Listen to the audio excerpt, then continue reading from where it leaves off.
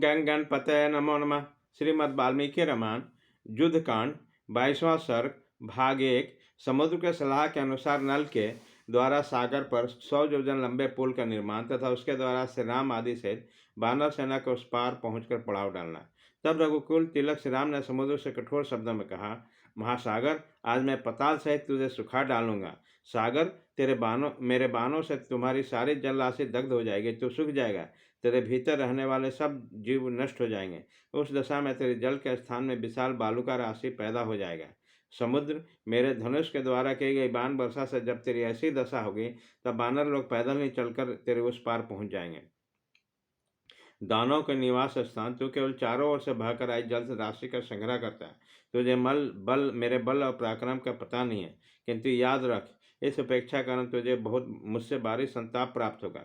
यूँ कहकर महाबली श्री राम ने एक ब्रह्मदंड के समान भयंकर बाण को ब्रह्मास्त्र से अभिमंत्रित करके अपने श्रेष्ठ धनुष पर चढ़ाकर खींचा।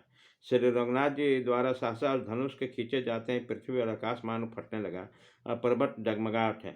सारे संसार में अंधकार छा गया, किसी को दिशाओं का ज्ञान नहीं रहा। सरिता और सरोवर में तत्काल हलचल पैदा हो गई। चंद्रमा और सूर्य नक्षत्रों के साथ तीव्र गति से चलने लगे। सूर्य की किरणों से प्रकाशित होने पर भी आकाश में अंधकार छा गया। उसी समय आकाश में सैकड़ों उल्काएं प्रज्वलित होकर उससे प्रकाशित करने लगी तथा अंतरिक्ष से अनुपम एवं भारी गड़गड़ाहट के साथ वज्रपात होने लगा। परिवहन आदि वायु भेदों का समूह बड़े वेग से बहने लगा। वो मेघों के घटा को उड़ाता हुआ बारंबार वृक्षों को तोड़ने तथा बड़े बड़े पर्वतों को टकराने और उसके शिखरों को खंडित करके गिराने लगा। आकाश में महान वेगशाली विशाल ब्रज भारी गड़गड़ाहट के समान उसमें वैद्युत अग्नि की वर्षा करने लगे। जो प्राणी दिखाई दे रहे थे और जो नहीं दिखाई देते थे, वे सब बिजली के कड़क के समान भयंकर शब्द करने लगे। उसमें से कितने ही अभिभूत होकर धराशाही हो गए, कितने हैं भयभीत और उद्विग्न उठे, कोई व्यथा से व्याकुल उठा, कितने हैं भय के मारे जड़वत हो गए। समुद्र अपने भीतर रहने वाले प्राणियों, तरंगों, सर्पों और राक्षसों सहित सहसा भयानक वेग से युक्त हो गया और प्रलय काल के बिना ही तीव्र गति से अपने मर्यादा को लांग लांग कर एक एक योजन आगे बढ़ गया। इस प्रकार नदों और नदियों के स्वामी उस उद्दत समुद्र की मर्यादा लांग कर बढ़ जाने पर भी शत्रुसदन से रामचंद्र जी अपना स्थान से पीछे नहीं उठे। तब समुद्र के बीच में सागर स्वयं मूर्तिमान होकर प्रकट हुआ, मानो महाशैल मेरु पर्वत के अंगपूर्ण उदयाचल से सूर्यदेव उदित हुआ।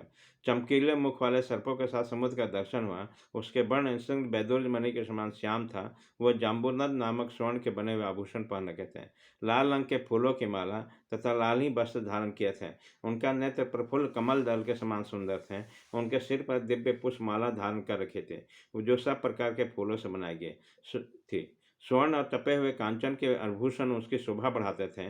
वो अपने ही भीतर उत्पन्न हुए रत्नों के उत्तम आभूषणों से विभूषित थे, इसलिए नाना प्रकार के धातुओं से अलंकृत हो हिमवान पर्वत के समान शोभा पाता था। वह अपने विशाल बस स्थल पर कौस्तुक मुनि के सहोदर सदृश एक श्वेत प्रभा से युक्त मुख्य रत्न धारण किए हुए थे, जो मोतियों की कहरी माला के मध्य भाग में प्रकाशित हो रहा था।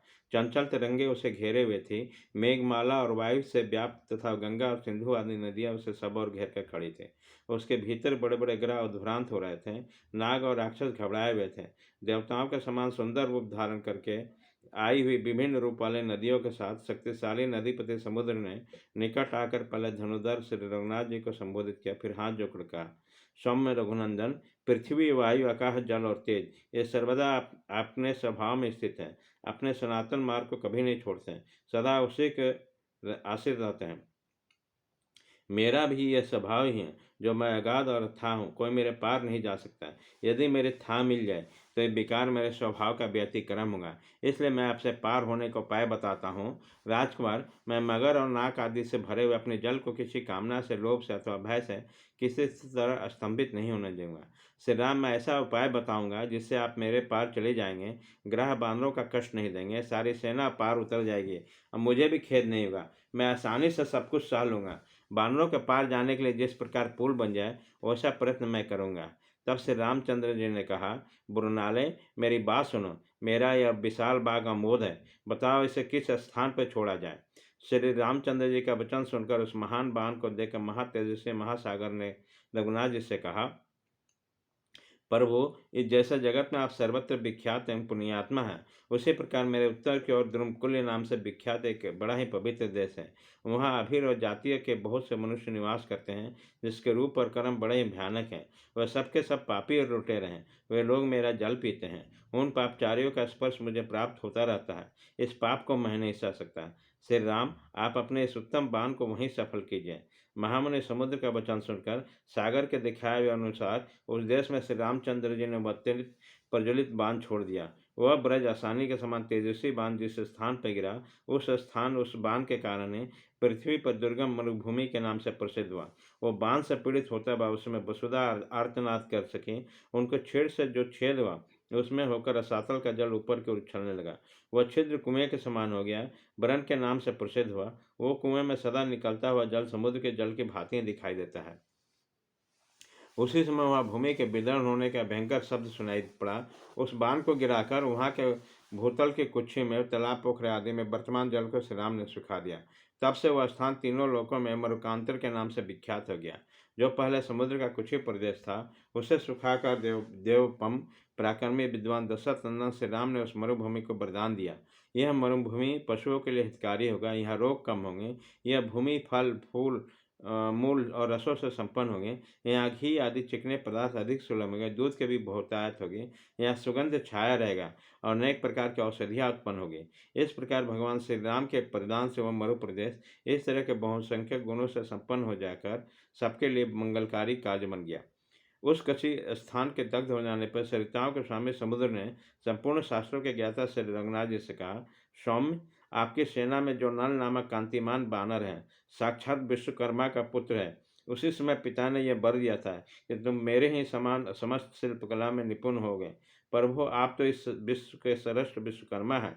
इस नल के हृदय में आपके प्रति बड़ा प्रेम है। यह महान उत्साही बानर अपने पिता के समान शिल्पकर्म में समर्थ है। अतः यह मेरे ऊपर पुल का निर्माण करे, मैं उस पुल को धारण करूंगा। यह कहकर समुद्र अदृश्य हो गया। तब बानर श्रेष्ठ नल उठकर महाबली भगवान श्री राम से बोला, प्रभो, मैं पिता के दी हुई शक्ति पाकर इस विस्तृत समुद्र पर सेतु का निर्माण करूंगा। महासागर ने ठीक ही कहा है। युद्ध कांड 22वां सर्ग भाग 1 खत्म।